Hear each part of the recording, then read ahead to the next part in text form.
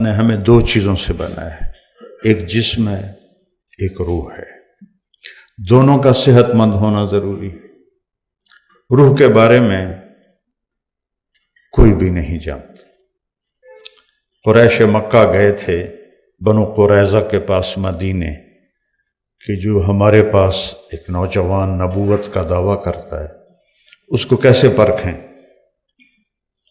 تو انہوں نے کہا اس سے 3 سوال کرو، وہ 2 کا جواب دے گا، تیسرے کا نہیں دے گا تو نبی ہے، اگر تیسرے کا بھی دینا شروع کر دیا تو پھر کوئی گڑبڑ ہے۔ اس سے پوچھو کہ اصحاب کہف کون تھے اور ذوالقرنین کون تھا اور روح کیا ہے؟ تو جب وہ آئے اور انہوں نے آ کے سوال کیے تو 2 کے جواب تو ڈیٹیل سے آ گئے۔ ام حسبت ان اصحاب الکہف والرقیم کانوا من آیاتنا عجبا، لمبا قصہ اصحاب کہف کا اللہ کے نبی نے پڑھ کے سنایا۔ پھر یسألونک عن ذی القرنین قل سأتلو علیکم منہ ذکرا، ذوالقرنین کے بارے میں ڈیٹیل سے بتایا۔ جب انہوں نے پوچھا روح کیا ہے تو اللہ نے آیت اتاری یسألونک عن الروح، یہ آپ سے پوچھتے ہیں روح کے بارے میں۔ قل الروح من امر ربی، آپ ان سے کہیے کہ روح میرے رب کا ایک امر ہے، ایک حکم ہے۔ وما اوتیتم من العلم الا قلیلا، ہم نے تمہیں بہت تھوڑا علم دیا ہے۔ اللہ کے علم کی تو حد کوئی نہیں نا، سب سے زیادہ اللہ نے اپنے محبوب کو علم دیا، لیکن وہ بھی ایک جگہ آ کے ختم ہوتا ہے، چونکہ مخلوق خالق کے علم کو اندر کیسے لے سکتی؟ تو وما اوتیتم من العلم الا قلیل، روح کے بارے میں آپ کچھ نہیں جانتے، یہ اللہ کا امر ہے اور ہم نے تمہیں تھوڑا علم دیا ہے۔ سب کو دنیا کا علم ہو، دین کا علم ہو، کا تھوڑا دیا ہے، پورا تو آ ہی نہیں سکتا۔ اور وہب بن منبہ فرماتے ہیں یہود کے 3 بڑے علماء ایمان لائے تھے، ایک وہب بن منبہ، ایک کعب احبار، اور ایک اور ہیں مجھے ان کا نام بھول گیا۔ یہ 3 بڑے علماء تھے۔ تو وہب بن منبہ فرماتے ہیں کہ اللہ نے سارے نبیوں کو جو علم دیا اس کی مثال ہے ریت کے ایک ذرے کی، اور جو ہمارے نبی کو دیا اس کی مثال ہے ایک صحرا کی۔ اور میرا صحراؤں میں بہت سفر ہوا ہے، زندگی سفروں میں گزر گئی، کبھی عرش پر، کبھی فرش پر، کبھی ان کے گھر، کبھی در بدر، غم عاشقی تیرا شکریہ، میں کہاں کہاں سے نکل گزر گیا۔ 11 سال کی عمر میں والدین نے لاہور بھیج دیا، بھائی ڈاکٹر بنانا ہے، تو 18 برس تک گورنمنٹ کالج میں پڑھا۔ وہاں سے ایک دوست اللہ اس کی قبر کو ٹھنڈا کرے زبردستی پکڑ کے لے گیا۔ اس کی طفیل آج آپ کے سامنے کھڑا ہوں، میں ڈاکٹر ہوتا تو مجھے بلاتے آپ۔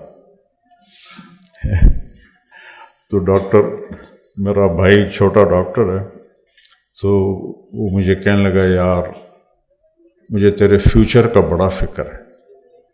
میں کہا میرا فکر نہ کر، اجے تو مولوی ہیں، دال روٹی بھی کھا لی سائیں، تو اپنا فکر کر، اپنے سٹیٹس کا فکر کر۔ تو وہ جب وہ فارغ ہوا تو ڈاکٹروں کا ایک سیلاب، اب تو سیلاب سے طوفان ہے، سونامی ہے، ایک سیٹ پہ کتنے ہزاروں درخواستیں آئی ہوتی۔ تو ادھر نکلنے لگا یار پہلے میں نے تیرا فکر آئی، ہوں اپنا لگ گیا کہ میرا کی بڑھنا۔ تو وہ کہتا ہم پہلے بڑے فخر سے کہتے تھے ہمارا بھائی گورنمنٹ کالج لاہور پڑھتا ہے، اب ہم کیسے کہیں کہ وہ مدرسہ ریمنڈ میں پھوڑیوں پہ بیٹھا ہے۔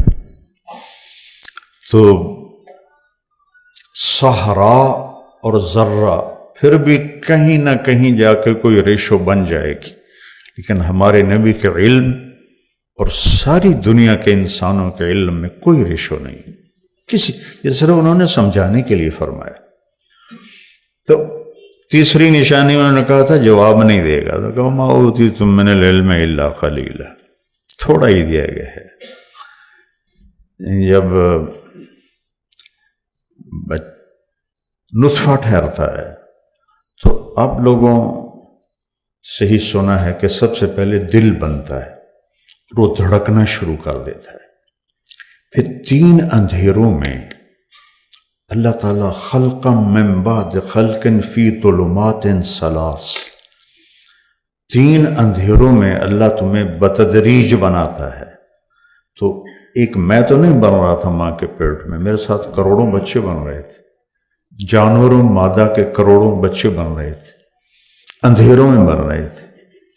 اور کیا کمال قدرت ہے،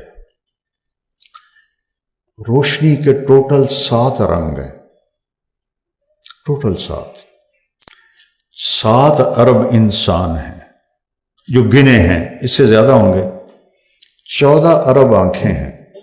7 رنگوں کو کس طرح ملاتا ہے کہ ایک کی آنکھ کا رنگ دوسرے سے نہیں ملتا؟ کوئی آئی کے ڈاکٹر بیٹھے ہوں گے، جڑواں کا نہیں ملتا کہ چلو آنکھ تو بڑی ہے، یہ جو انگلیوں پہ بڑی باریک لکیریں ہیں، اَيَحْسَبُ الْإِنسَانُ أَن لَّن نَّجْمَعَ عِظَامَهُ، سورۃ القیامہ۔ یہ کہتے ہیں کہ جب ہم مر گئے، ہڈی ہڈی ہو گئے، اَإِذَا كُنَّا عِظَامًا نَخِرَةً، ہڈی سے آگے چورا چورا ہو گئے، اب کون واپس زندہ کرے گا؟ کیسے ہوگا؟